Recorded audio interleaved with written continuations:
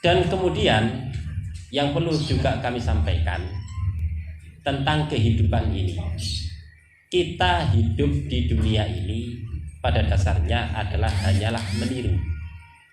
Semua orang hidup, semua makhluk bahkan, jangankan orang, binatang pun itu hidup dengan meniru.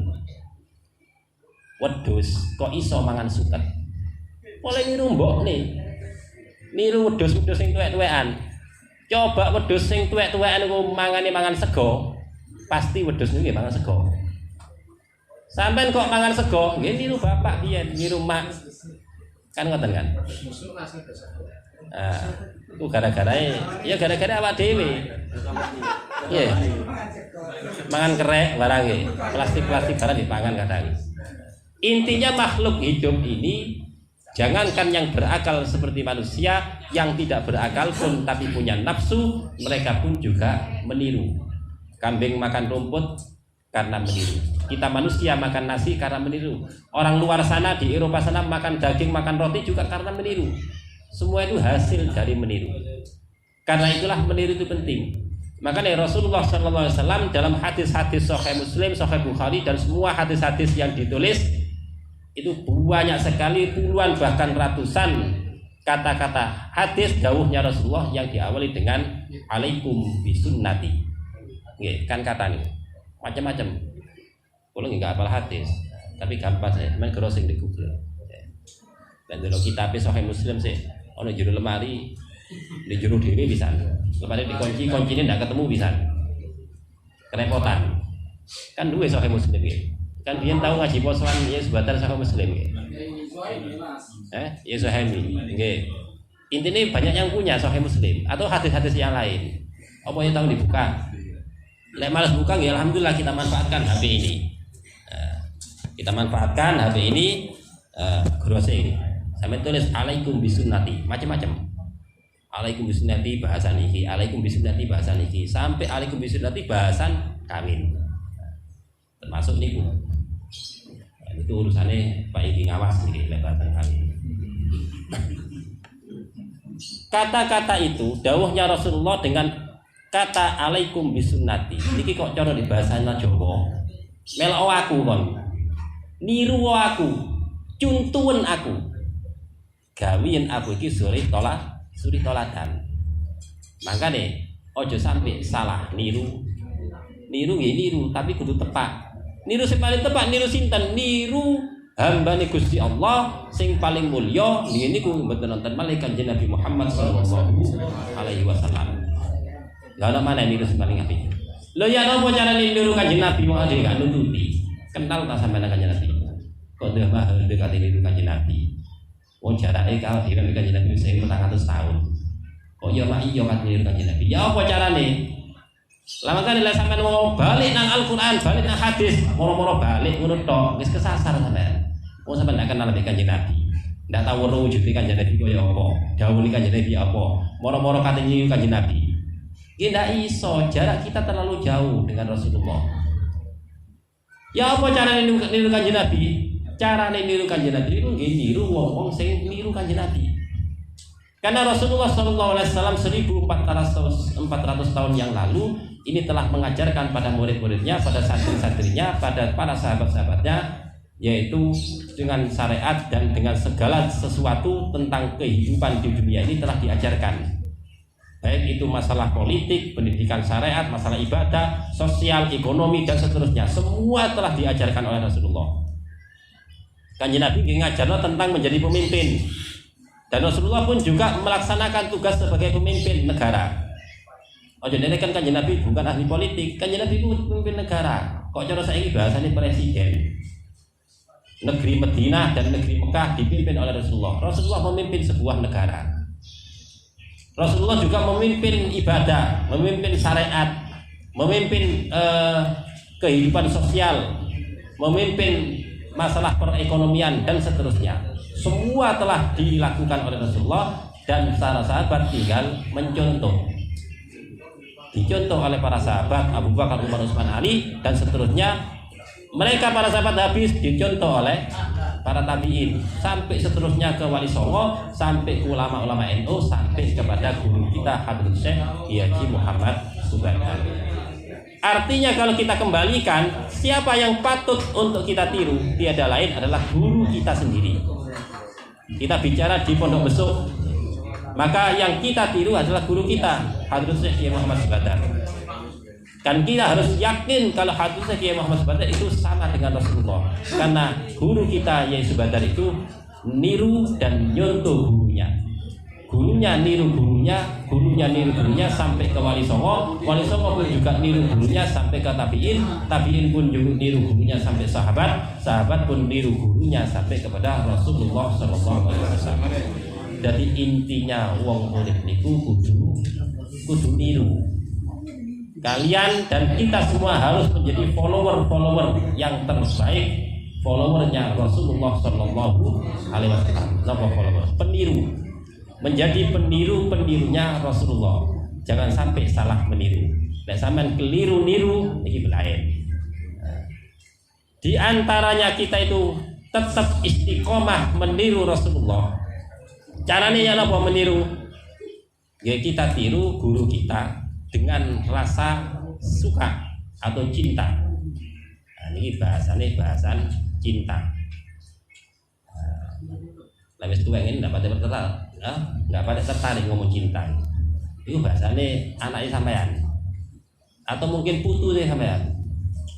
Tapi jangan dilupa, cinta itu bukan hanya dimiliki oleh kaum muda. Justru yang tua-tua ini juga seharusnya semakin dalam untuk mengenal apa arti cinta. Kalau anak-anak muda mengenal kata cinta itu hanya mungkin tentang nafsu, birahi, syahwat. Arek-arek nom-noman itu, arek sing sekolah sanawi, aliyah atau SMP, SMA ngomong cinta itu paling cinta antar orang anak laki-laki dengan perempuan. Cinta mereka hanya sebatas asmara. Kita juga bukan saatnya mengatakan cinta dengan kata asmara. Beda sudah. Cinta kita lebih luas, lebih dalam, dan lebih universal, lebih absolut alias menyeluruh. Cinta niku ada cinta dalam, ada cinta sejati. Ini beda. Kalau orang itu cintanya sejati pasti dalam, tapi kalau dalam belum tentu sejati. Cinta sejati itu hanya dimiliki oleh orang-orang khusus yang memiliki cinta hanya kepada Allah Subhanahu wa Ta'ala. Itu adalah cinta sejati. Dan orang yang memiliki cinta sejati itu adalah orang yang rela berkorban, menjadikan dirinya bukan sebagai subjek terhadap objek yang dicintai, tapi lebih dari itu mampu menjadikan objek yang dicintai menjadi subjek, dan kita yang mencintai menjadi objeknya. Kita yang jadi fa'il, bukan hanya menjadikan maf'ul kepada yang kita cintai, tapi lebih dari itu yang kita cintai jika kita jadikan sebagai fa'il dan kita adalah maf'ulnya. Lewis iso ngono baru sampean diarani cinta sejati. Sampean seneng nang pangeran, cinta nang pangeran, mengharap pangeran, itu bukan hanya menjadikan Gusti Allah itu objek kita, tapi bagaimana kita itu menjadi objeknya Allah. Artinya apa? Artinya kita harus melaksanakan apapun yang dititahkan oleh Allah, apapun yang diperintahkan oleh Allah. Kita adalah objeknya. Kalau kita sudah melakukan seperti itu, barulah kita sudah dimiliki cinta sejati. Artinya cinta sejati itu satu. Ini ada kalam yang mungkin hanya bisa dimengerti lek sampean buka mana di pelajaran balaghon niku wonten badhe akes. Cinta sejati itu hanya satu.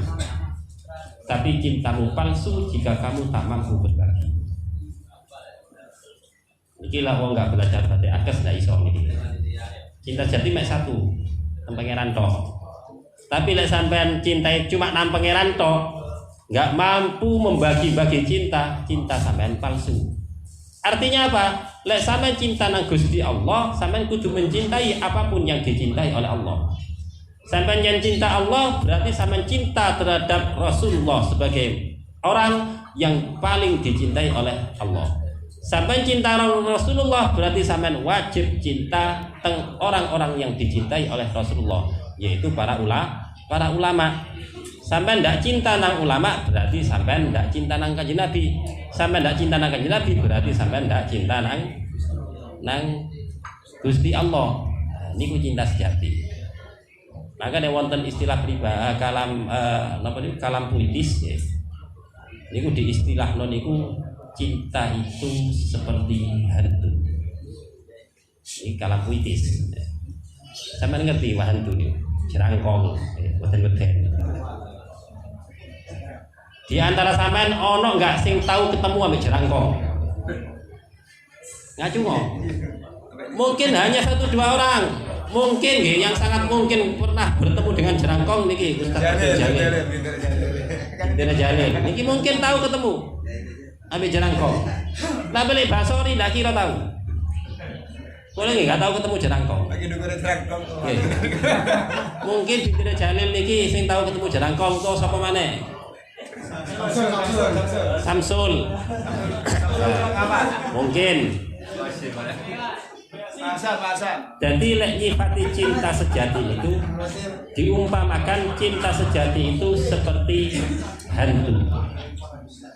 Artinya apa artinya? Kok seperti hantu? Kok bingung?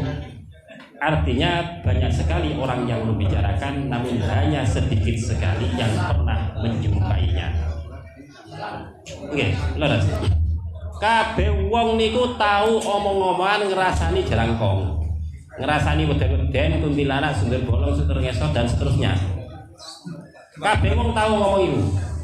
Tapi di antara wong sing ngomong-ngomong tentang hantu hanya segelintir orang yang pernah menjumpainya.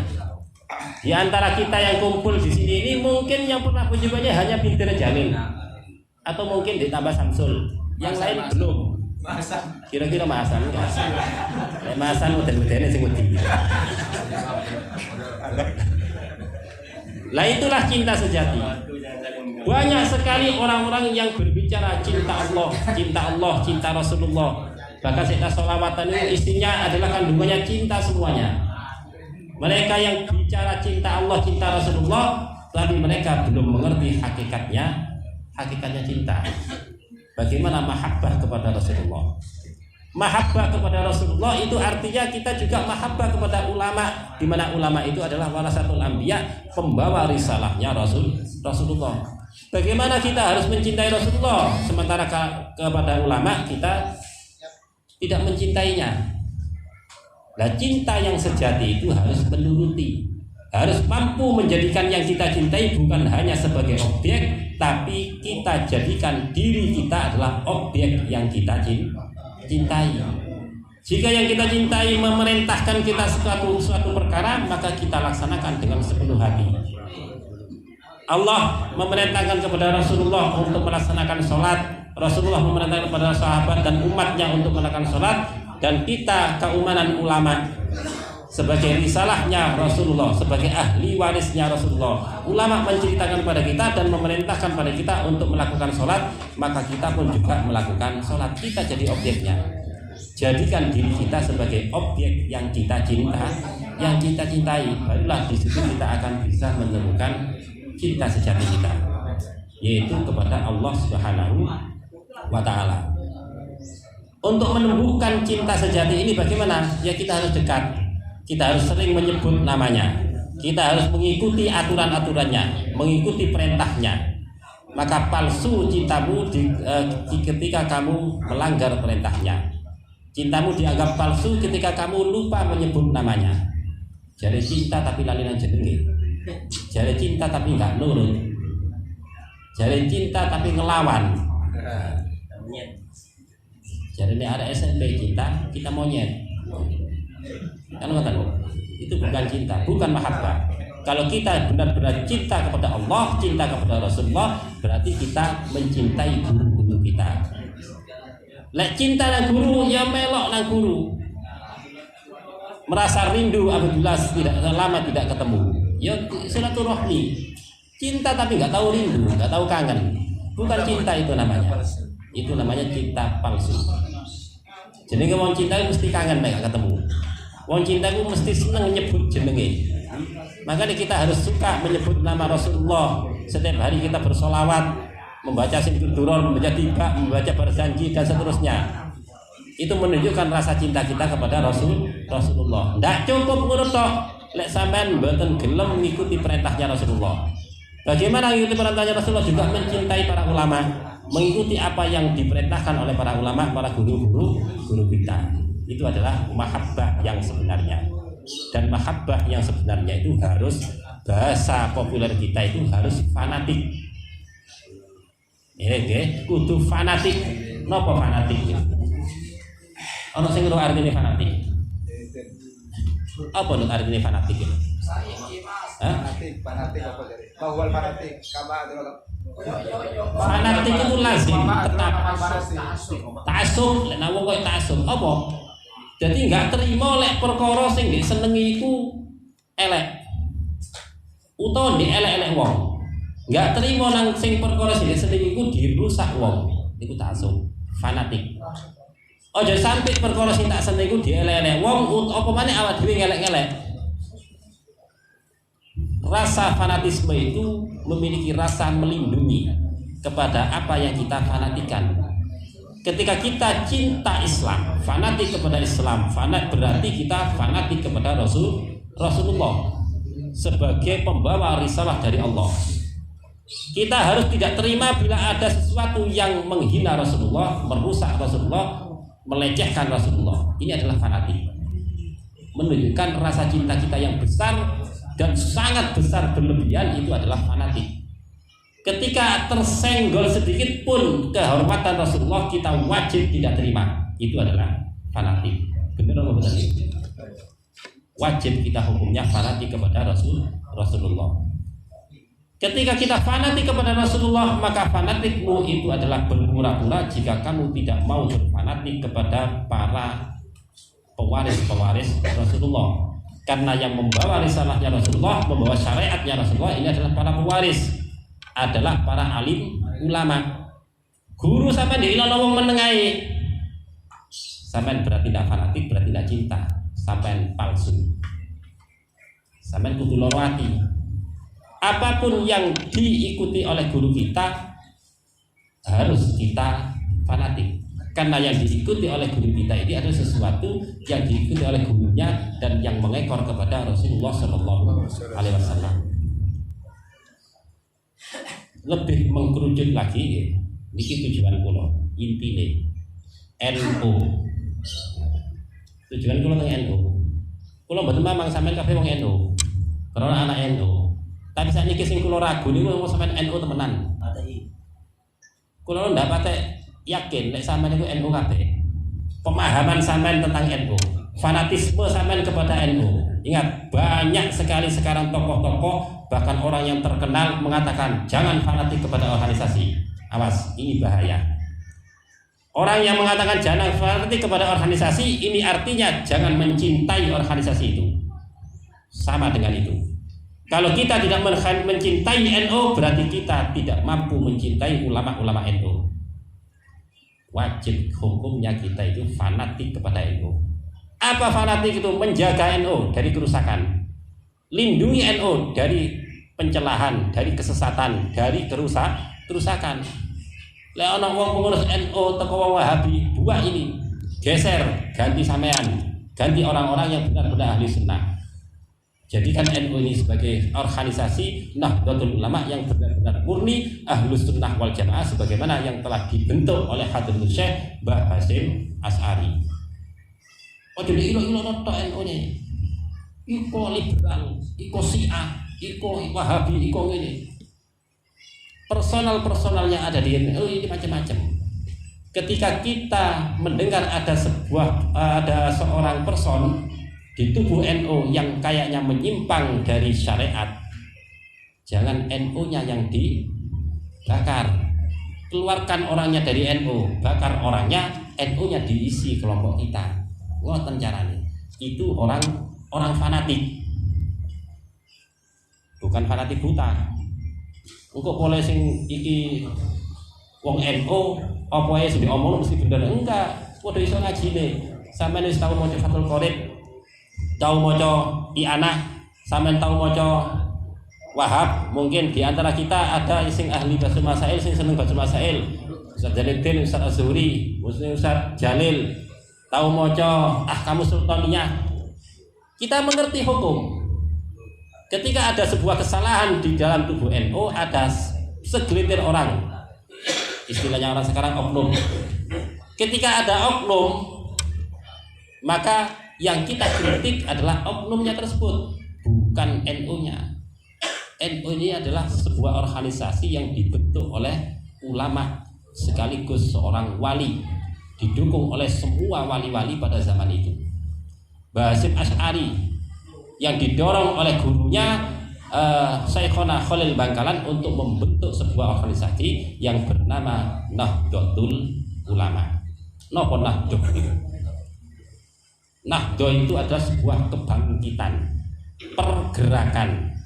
Kok iso Mbak awak dhewe gawe Nahdlatul Ulama, gawe kebangkitan para ulama?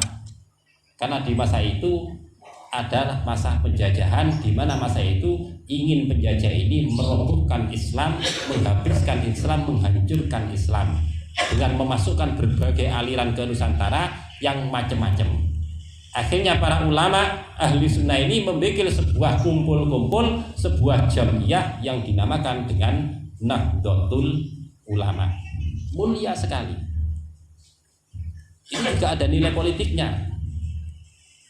Membentuk Nahdlatul Ulama yang diberkahi oleh para ulama-ulama seluruhnya pada waktu itu, para wali-walinya Allah memberkahi Nahdlatul Ulama. Lah sampean ngelokno Nahdlatul Ulama kualat. Temenan. Niku wong ta'assub. Saya orang yang sangat fanatik kepada NU. Bukan kepada orangnya, kepada NU-nya.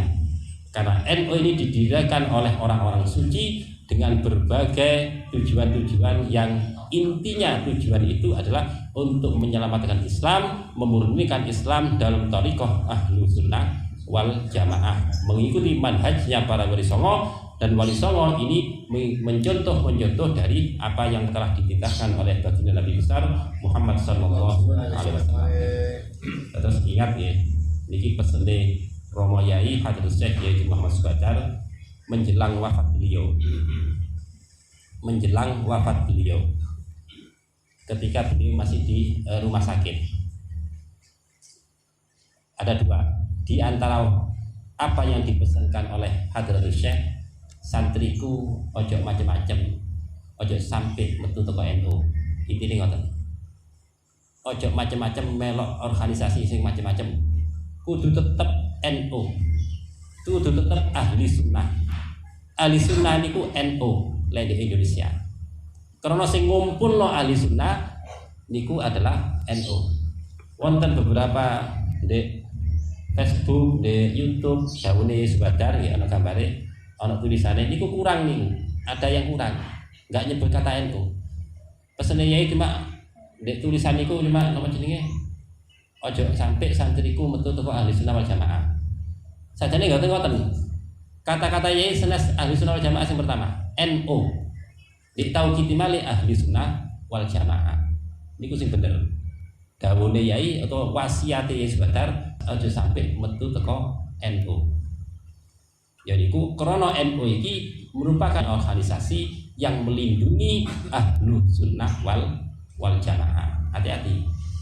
Jadi kita harus tetap komunikasi untuk merapatkan barisan, jangan sampai kita terpengaruh dengan paham-paham yang berbeda. Sampai nek ngaku cinta ta'assub teng guru kita harus selalu berkumpul, selalu berkomunikasi. Jangan terpisah. Ingat, terpisah dari rombongan itu menyebabkan sebuah kecelakaan. Ibarat kelompok kambing, kelompok kerbau yang terpisah dari rombongannya akan diterkam macan. Jangankan kambing, macan sendiri, singa sendiri, ketika mereka sendirian di dalam hutan, maka singa itu pun juga rawan untuk dimangsa anjing-anjing liar. Singa loh, lek dirian di alas, niku nggih nggak aman. Dikeroyok golongannya asu-asu liar nggih kalah jadi mangsa. Omongannya pedus.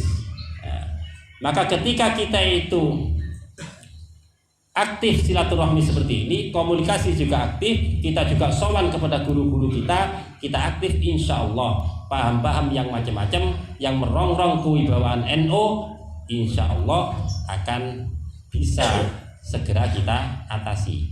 Jadi ono hal-hal yang macam-macam, ono wong gawe paham sing macam-macam, ndang kondo pemudi ini ono WA group, ono WA group, sampean ucapno desaku tanggaku ana sing ngomong ngene iki ana NU ngene ya apa kira gender ta iki. Nah, maka kita bisa rembukan di dalam grup. Banyak manfaatnya grup ini. Maka kita isi grup di WA itu dengan hal-hal yang positif. Tapi ya aja sepaneng to, guyon ya guyon, ana guyone. Tapi aja kebabas. Eling awake iki arek pondok wis tuwek pisan. Oh, sok gambar wong muda iki. Ojo sampai kebabas. Tapi nggih ngono, kanca-kanca liyane nggih, ojo kesusu ngamuk nggih. Diilingno kelawan api. Kersane pun kula sing tukang ngilingno nggih. Tidak masalah, itu adalah dinamika antar teman biasa. Mungkin ini menumbuhkan rasa kangen kita dengan cara tukaran. Kata tiang niku melampiaskan kangen dengan cara tukaran kata. Ya sampeyan pengalaman kabeh khususnya yang punya istri lebih dari satu. Sampeyan takokno Pak Ingimail. Nah iki. Kula ndak yakin, ndak percaya belas lek Pak Mail ndak tahu tukaran bojone. Ndak percaya belas. Lek Pak Mail ngomong nggak tahu tukaran bojone, goro. Pasti tahu tukaran. Betul. Oke. Tapi hebatnya yang perlu kita pertanyakan bukan tukarane. Tapi apa caranya Pak Mail iki iso ngredam tukarane bojone. Nah, niki kuncine niki. Lah tukaran itu pasti. Jangankan yang punya 3 istri, yang punya 1 istri loh. Tangan Gus Taki dhewe. Tukaran balik-balik. Tapi apa carane iso ngredam tukaran itu sehingga menjadi sebuah kemesraan. Ya kadang-kadang wong cinta mahabbah niku butuh ana pengasahan. Ibarat lading desa. Lek wis nayang suwe gale-gale kan kudu desa. Barang kesan iku kudu get, kudu keras. Niku kesan. Nggih wong niku hubungan lanang wedok bojo niku suami istri iki lek ana tukarane ibaratnya enggak pati ana warnae. Ketika kita ana tukaran titik-titik maka di situ setelah tukaran ada kemesraan yang berlebihan nanti. Itu pasti. Nggih. Maka kehidupan rumah tangga ini menjadi harmonis. Nggih kaya awake dhewe niki nek grup tukaran, nggih tukaran sak biasa ya. Enggak masalah, tapi aja nemen-nemen. Nggih kudu ana sing nengah-nengahi. Nggih kadang ana sing ngomong-ngomongi. Nggih jenenge kanca. Tapi walhasil dari segala macam dinamika yang ada dalam grup ini, insya Allah kalau menurut saya lebih banyak positifnya. Di sini kita yang pasti menjalin silaturahmi.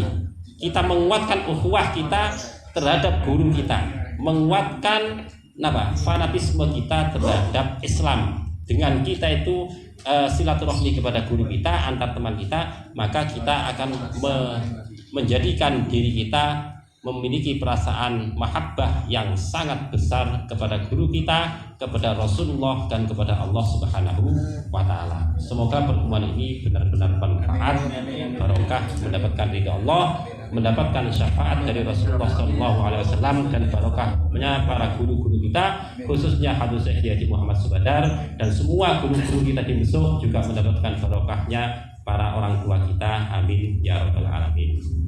Mungkin dari sini saya cukup. Bila ada kesalahan mohon maaf yang sebesar-besarnya. Wassalamualaikum warahmatullahi wabarakatuh.